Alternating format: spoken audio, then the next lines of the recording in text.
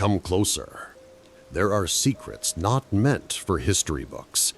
They are not grand tales of battles or kings, but whispers of the heart, trapped in the amber of the past. They lie hidden in the pages of diaries bound in cracked leather, in letters tucked away in dusty hat boxes, their ink faded to the color of ghosts. The Victorian era was a world of rigid corsets and even more rigid rules, a time of public propriety and private turmoil. But beneath the stoic facade, hearts beat with the same wild passions, hidden dreams, and crushing regrets that we know today. Tonight, we will unseal these confessions. We will read the words they never thought anyone would see. These are the true confessions from a world of shadows and gaslight. First confession: the gardener's ghost. This first confession is not written with a flourish, but with the tight, controlled script of a woman who has spent a lifetime mastering her emotions. It is from the private journal of Lady Eleanor Vance, written in the winter of her life in the year 1900. She is a widow, respected, wealthy, the matriarch of a grand estate. To the world, she is a portrait of Victorian success. But her journal tells another story. December 12th, 1900. The snow has come again. It falls in thick, silent blankets, erasing the world, making the gardens as white and blank as a fresh sheet of paper. From my window, I watch it cover the skeletal remains of the rose bushes, and I find myself thinking of him. It is strange. After all these years, it is the smell of cold earth and the sight of a winter garden that brings him back most vividly. Not the grand ballroom, not the society portraits, but the garden. His garden. My husband, the late Lord Vance, was a good man, a kind man in his way. He gave me this house, this title, this life of comfortable, predictable security. He gave me 2 fine sons who now have sons of their own. I have fulfilled my duty. I have played my part. But I confess now, to these pages that will be burned upon my death, that my life has been a masterful performance. My heart was given away only once, long before Lord Vance ever asked for my hand. It was given to a man who smelled of soil and sunshine, a man who never set foot in my house, save for the servants' entrance. His name was Arthur. He was our gardener. I was 19. He was barely older. I would find excuses to walk the grounds, my book held as a prop, my heart beating a frantic rhythm against my ribs. He would be there, tending the roses, his hands, strong and stained with earth, moving with a gentleness that betrayed the man he was. He rarely spoke, not at first. A respectful nod, a tip of his cap. "My lady?" But I was persistent. I asked him the names of flowers. He answered in a low, quiet voice, his gaze never quite meeting mine. "This one is a damask, my lady, an old variety, more scent than beauty, some say." "I think it's beautiful," I'd reply, my voice breathier than I intended. Our conversations grew from flowers to weather, from weather to books I was reading. I would leave a book for him on a garden bench, and the next day he would return it, a wild flower pressed between the pages, a silent commentary. We built a world for ourselves in those gardens, a world of stolen glances and shared silences that said more than any drawing-room conversation. The moment it changed, the moment our secret world became dangerously real, was during a summer storm. The sky broke open with a sudden, violent fury. I was caught at the far end of the garden. He appeared as if from nowhere and pulled me into the small, dry shelter of the potting shed. We stood there, inches apart, the air thick with the smell of rain, damp earth, and him. The sound of the storm was a roar outside, but in the shed there was a deafening silence. He looked at me then, truly looked at me, without the deference, without the shield of our stations, and I saw it all, the same longing, the same impossible hope that was tearing me apart. "Eleanor," he whispered, and my name on his lips was a revelation. It was the first time I had ever truly heard it. My father had already arranged my marriage to Lord Vance. It was a sensible match, adjoining a fortune and land. To refuse would have been unthinkable, a scandal that would have ruined my family. Arthur and I spoke of it only once, on a cold autumn evening by the stone wall that separated his world from mine. "We could go," he said, his voice urgent, desperate. "We could go to America. No one would know us. I would work. I would build you a house with my own hands." He took my hand, his calloused palm rough against my gloved fingers. It was the first time we had ever touched. A jolt, a spark of life so potent it terrified me. I saw the life he offered, a small house, a hard life, a world without silk gowns or servants, a world of love. And I was a coward. "I cannot," I whispered, pulling my hand away. The words tasted like ash. "I am sorry, Arthur. I cannot."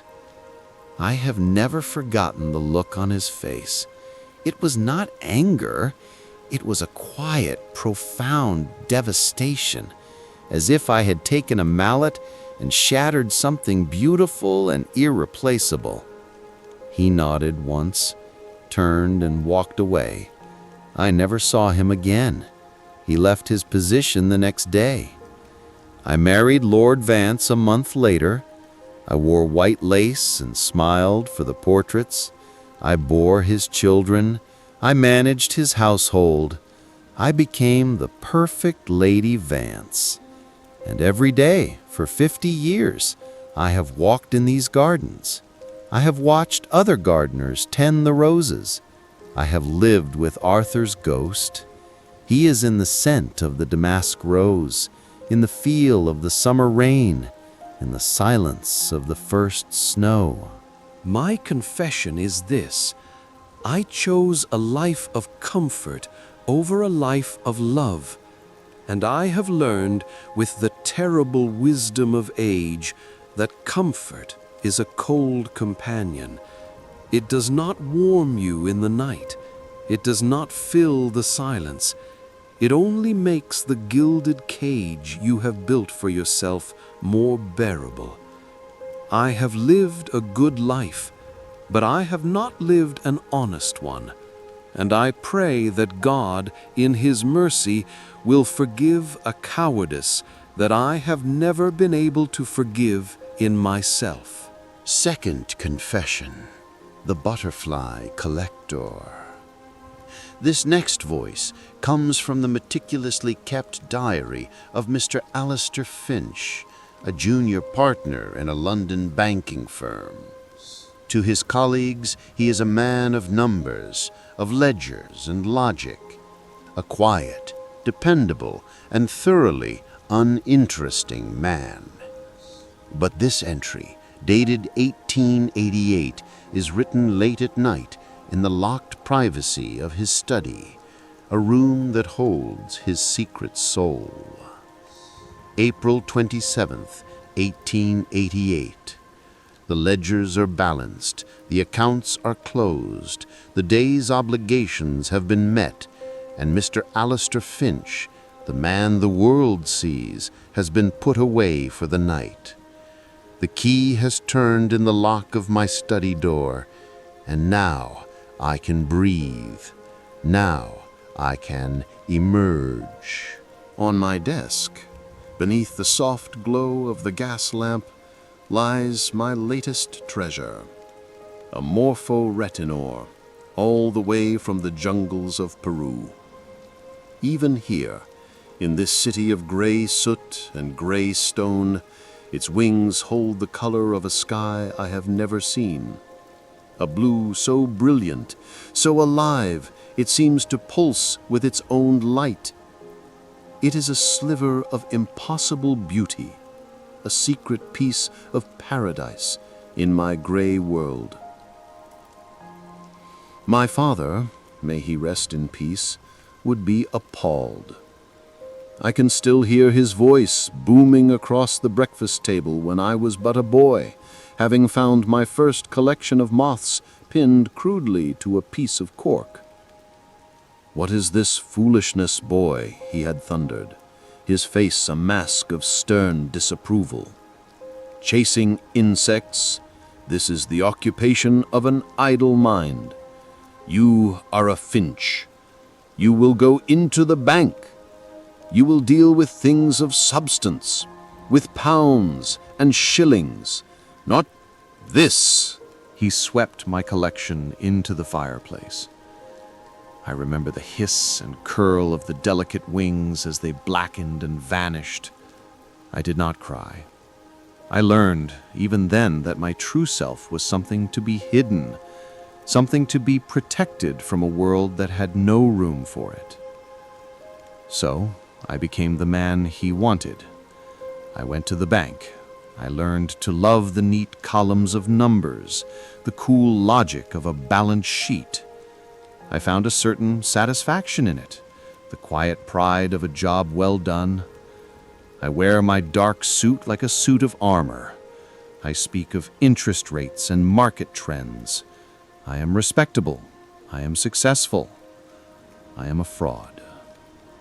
My true life begins when I close this door. This room is my real world. The walls are lined not with stock certificates, but with glass cases filled with wonders. The jewel-toned beetles of the Congo, the hawk moths of Borneo, the glasswings from Ecuador, whose wings are as clear as a pane of glass. Each one is a story, a journey I have taken in my mind. I correspond with explorers and naturalists across the globe. They know me not as Finch the banker, but as A. Finch, the lepidopterist. They send me these small miracles, and in return I send them money. The profits from my gray life fuel my secret vibrant one. It is, I suppose, a perfect, if perverse, symbiosis.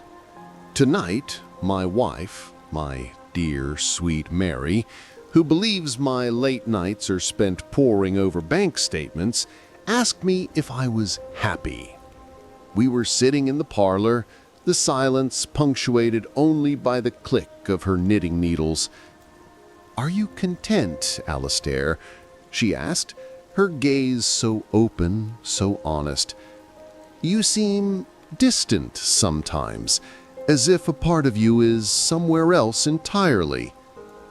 I looked at her, this good woman who has shared my name and my bed for 15 years, and I felt a pang of guilt so sharp it almost made me gasp. How could I explain to her that my heart was not in this quiet parlor, but soaring over the Amazon canopy on wings of iridescent blue? How could I tell her that the man she married was merely a costume I wore? "I am very content, my dear," I lied, patting her hand. "The bank is simply demanding." My confession is this. I have lived 2 lives, stitched together so tightly that I am no longer sure which one is real. I have sacrificed the possibility of being truly known for the safety of being respected. I have traded a life of authentic passion for one of quiet, solitary obsession. I look at this butterfly, this perfect, breathtaking creature, and I see a beauty, I have only ever allowed myself to experience behind a locked door. And I wonder, when my own time comes to be pinned and catalogued, what will my epitaph be? Alistair Finch, the banker, or the man who dreamed of butterflies?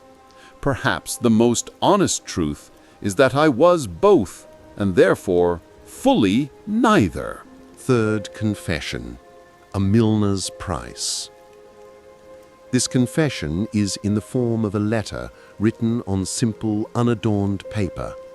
It is dated 1893, and it is penned by a woman named Clara, the proprietor of a small but fashionable hat shop in a bustling part of Manchester. The letter is addressed to her elder sister, but the ink is slightly smeared in places as if by a falling tear. It has never been sent. My dearest sister Anne, I am writing this on the 5th anniversary of Mother's passing, and my heart aches with a familiar loneliness.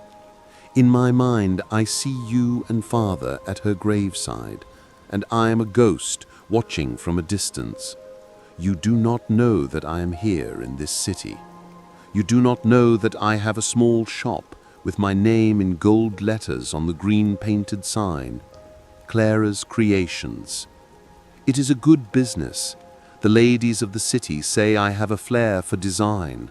I am solvent, I am independent, I am everything Father said I should not be. Do you remember that last terrible evening? I see it as clearly as if it were yesterday. I was 20. Mr. Abernathy, a man twice my age, with a face like a sour plum and a fortune in textiles, had made me an offer of marriage. Father was ecstatic. It was, he said, the chance of a lifetime, a chance for security, for position. I refused. I sat in Father's study, the air thick with the smell of his pipe tobacco, and I told him I could not marry a man I did not respect, let alone love. His face, which I had only ever seen as kind, became a mask of cold fury. "You will do as you are told, Clara," he said, his voice dangerously low. "Abernathy is a pillar of our community. You will be his wife. You will have a fine house, and you will want for nothing. This is not a request." "And what of my own wants, Father?" I asked, my own voice trembling but resolute. "What if I want a life of my own making? What if I wish to use the talents God gave me? I want to work. I want to create." "Create?" he laughed, a short, ugly sound. "Women of our station do not create. They manage households. They raise children. They secure the family line. Your choice is this. You will marry Mr. Abernathy, or you are no longer a daughter of this house. You will be cut off. You will receive nothing. You will be as dead to us." I looked at you, Anne. You were standing by the door, your face pale, your eyes begging me to give in, to make peace. But I could not. The thought of that life, of being owned by that man, was a cage I could not bear to enter. I chose the door. My confession, dear sister, is not that I regret my choice. I do not. This life has been hard. There were years of struggle, of living in cramped rooms and eating stale bread. There were nights of profound loneliness, where the whispers of the society I had left behind called me a fallen woman, a disgrace. But this shop, it is mine.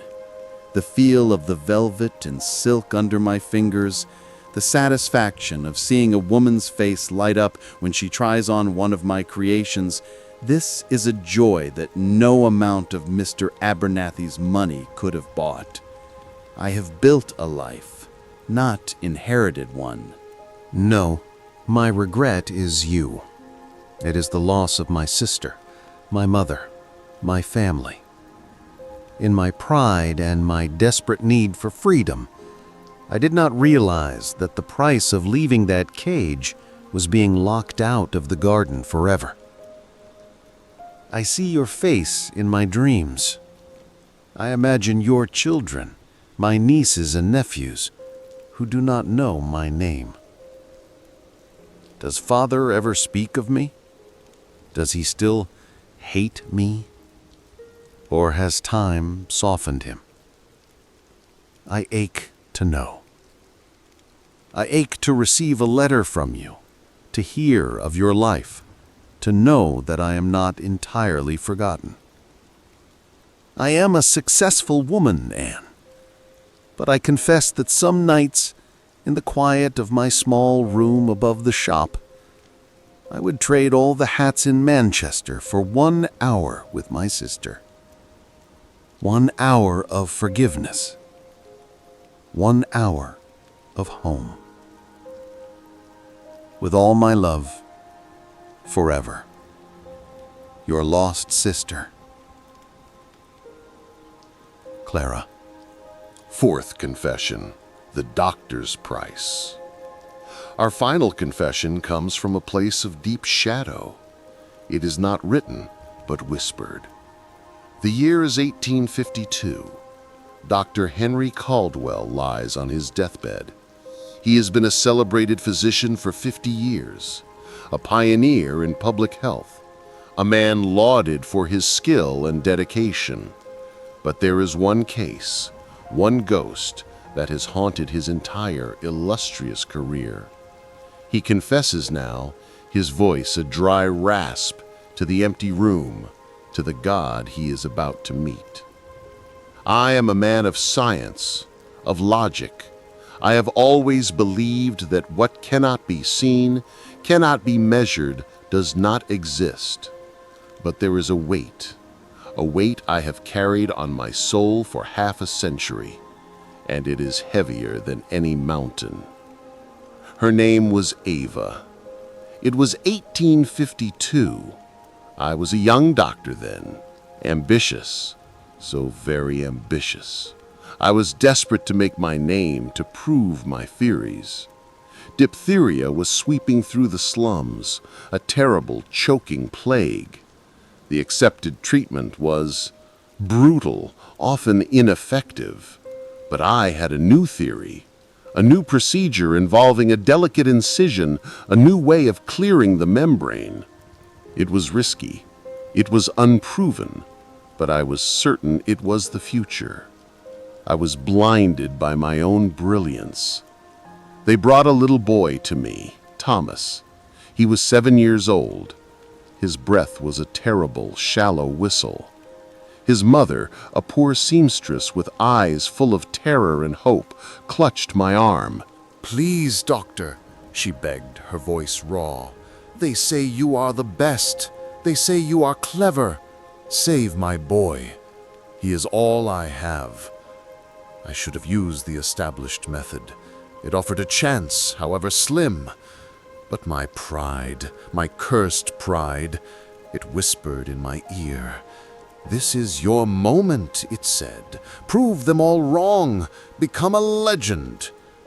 "Have faith, madam," I said, my voice full of a confidence I did not truly feel. "I am employing a new technique. It will be swift." I performed the procedure. The boy was so small, so fragile under my hands. For a moment, a terrifying, beautiful moment, it seemed to work. He took a deeper breath. The mother wept with relief. She called me a miracle worker. And then he began to convulse. His fever spiked. Something had gone wrong. An infection. My swift technique had opened a door for a new demon to enter. He died before dawn. The mother's grief was a silent, terrible thing. I could not meet her eyes. And I did the most unforgivable thing of all. I lied. I told her the disease was too advanced. I told her nothing could have saved him. I wrote in my report that the boy had succumbed to the natural vicious course of the illness. No one ever knew. I buried my failure. I buried my pride. And I went on to have a celebrated career built on the foundation of that one tiny, unacknowledged grave. My confession, the secret I will carry into the eternal dark, is that I did not kill Thomas with my hands. I killed him with my ambition. I sacrificed a child on the altar of my own ego. Every accolade I have ever received, every word of praise, has been a hot coal on my conscience. Eva, the mother, died a few years later of a broken heart, they said. She died believing I had done all I could. I see the boy's face now in the shadows of this room. He is not angry. He is just waiting for me to confess the truth. Here it is, then, a lifetime too late. I was not a hero. I was a proud, foolish man who played God and failed. May He have more mercy on my soul than I had on that poor child's life. The ink is dry. The whispers have faded. A lifetime of secrets confessed at last. The lady who chose security. The banker who chose secrecy. The milliner who chose freedom. The doctor who chose pride. Their portraits do not hang in galleries. Their stories are not the headlines of their time, but they were real. Their struggles, their quiet heartbreaks, their hidden triumphs, they are the threads that form the true tapestry of an era. They remind us that behind every stoic photograph, every formal introduction, lies a human heart, as complex and as fragile as our own. And its secrets, once spoken, never truly go away.